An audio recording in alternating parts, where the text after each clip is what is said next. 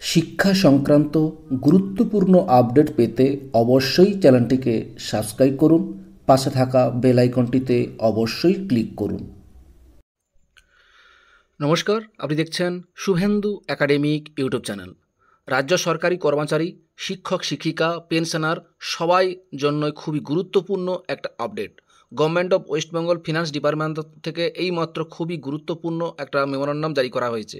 Data দেখুন, 1 March 2024। মেমোরান্ডামে কী বলা হয়েছে দেখুন, সাবজেক্টে বলা হয়েছে grant of dearness allowance to state government employee and other employee of government aided educational institution, employee of statutory bodies, government undertaking, panchayat including panchayat কর্মী, municipal corporation, municipality, local bodies, EDC and also dearness relief of the pensioners and family pensioners.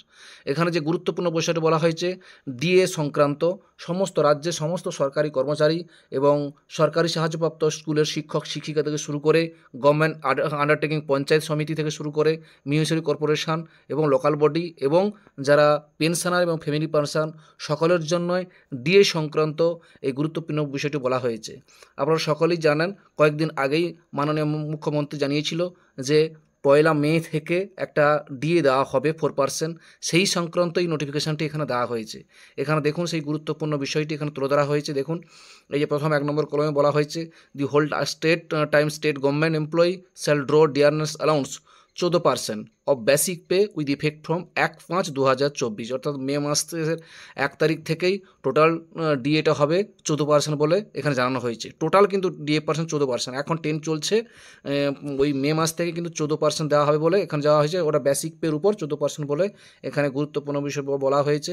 এখানে পরপর সব কিছুই বলা হয়েছে।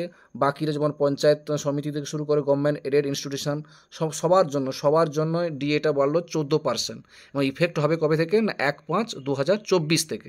এবং যারা pension পান এবং ফ্যামিলি পেনশন পান তাদের জন্যও 14% রিসিভ করতে হবে বেসিক পেনশন, এবং রিভাইজড ফ্যামিলি পেনশনের জন্য সেটাও কিন্তু ইফেক্ট হবে 1/5/2024 থেকে। এই গুরুত্বপূর্ণ নির্দেশিকাটি জারি করা হয়েছে অর্থ দপ্তর থেকে। আপনাদের সঙ্গে শেয়ার করলাম ভিডিওটি। ভালো লাগলে অবশ্যই লাইক দেবেন।